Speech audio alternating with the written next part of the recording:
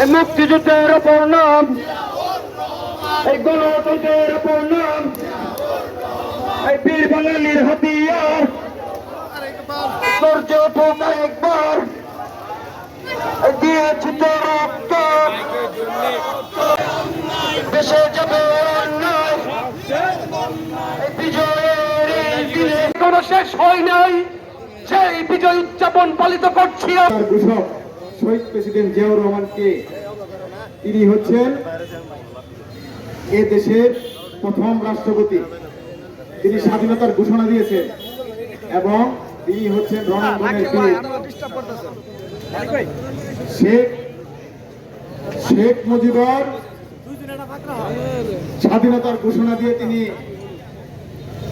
পাকিস্তানে বন্দী হয়ে পরবর্তী সময়ে সে সহ তাদের দলের সকল লোকজন ইন্ডিয়ায় পালিয়েছিলেন।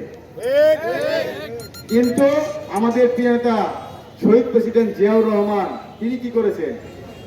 মহান স্বাধীনতার ঘোষণা দেওয়ার পরে নিজে জীবনের মায়া করেনি, তিনি রণাঙ্গনের অস্ত্র কাঁধে নিয়ে কখন বাঁচবে কখন মরবে, তিনি আদৌ বাঁচবে কিনা সেই চিন্তা ভাবনা করে কোথাও পালায়ন না করে রণাঙ্গনে অস্ত্র কাঁধে নিয়ে যুদ্ধ করে এই দেশকে স্বাধীন করেছে। সে হচ্ছে জিয়াউর রহমান।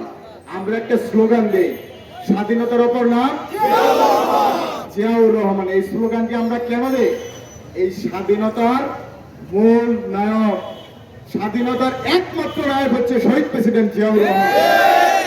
বক্তব্য দেওয়ার সময় নেই, বিগত সময়ে ফেসিবাদ আমলিগ এই রণাঙ্গনের বীর, যিনি অস্ত্র কাঁধে নিয়ে যুদ্ধ করে দেশকে স্বাধীনতা দিয়েছে, তাকে এরও রাজাকার বানানোর চেষ্টা করেছে। এই স্বৈরাচার ফেসিবাদরা এত অন্যায় অপকর্ম করেছে যার জন্য দেশ ছেড়ে পালাতে বাধ্য হয়েছে। এই উপস্থিত নেতৃবৃন্দ, আমাদের দেশ নেত্রী বেগম খালেদা জিয়া অন্যায়ের সাথে কখনো আপোষ করেনি। তিনবারের প্রধানমন্ত্রী ছিলেন সাবেক। তিনি যখন এই দেশ ক্রান্তিকালে পড়েছে তখন এই দেশকে জিয়াউর রহমান যেমন তার নেতৃত্ব দিয়ে সামনের দিকে এগিয়ে নিয়ে গেছে দেশকে, তেমনি আমাদের দেশ নেত্রী বেগম খালেদা জিয়াও এই দেশকে সামনের দিকে এগিয়ে নিয়ে যাওয়ার জন্য, জনগণের ভাগ্যের উন্নয়নের জন্য, স্বাধীনতা সার্বভৌমত্ব রক্ষা করার জন্য খালেদা জিয়া এ দেশে মহিলাদের মধ্যে সর্বোচ্চ ত্যাগ করেছে, প্রধানমন্ত্রীদের মধ্যে সর্বোচ্চ ত্যাগ স্বীকার করেছে এবং গত 17টি বছর আন্দোলন সংগ্রামের নেতৃত্ব দিয়েছে দেশ নেত্রী বেগম খালেদা জিয়া। এবং কি আন্দোলন সংগ্রামের নেতৃত্ব দিয়েছে? জনগণের মুক্তির আন্দোলন। এই 17টি বছর আন্দোলন সংগ্রামের নেতৃত্ব দিয়েছে এই দেশের জনগণের মুক্তি, দেশের স্বাধীনতা সার্বভৌমত্ব রক্ষা এবং ভোটের অধিকার আদায় করার জন্য, মানুষের মৌলিক অধিকার ফিরিয়ে দেওয়ার জন্য আন্দোলন সংগ্রামের নেতৃত্ব দিয়েছে আমাদের আরেক প্রিয় নেতা তারেক রহমান। এই তারেক রহমানকে ষড়যন্ত্রকারীরা হত্যা করার চেষ্টা করেছে জেলখানায়। এই তারেক রহমান বিদেশে থাকার পরেও অবৈধ মামলা দিয়ে তাকে দেশে আসতে দেয়নি। কিন্তু আমাদের প্রিয় নেতা জনাব তারেক রহমান এই দেশের জনগণের ভাগ্যের উন্নয়নের চিন্তা করে, জনগণের মুক্তির চিন্তা করে তিনি সকল সময় আমাদেরকে রাজপথে ঐক্যবদ্ধ থেকে বিভিন্ন কর্মসূচি পালন করার জন্য তিনি নেতৃত্ব দিয়েছেন।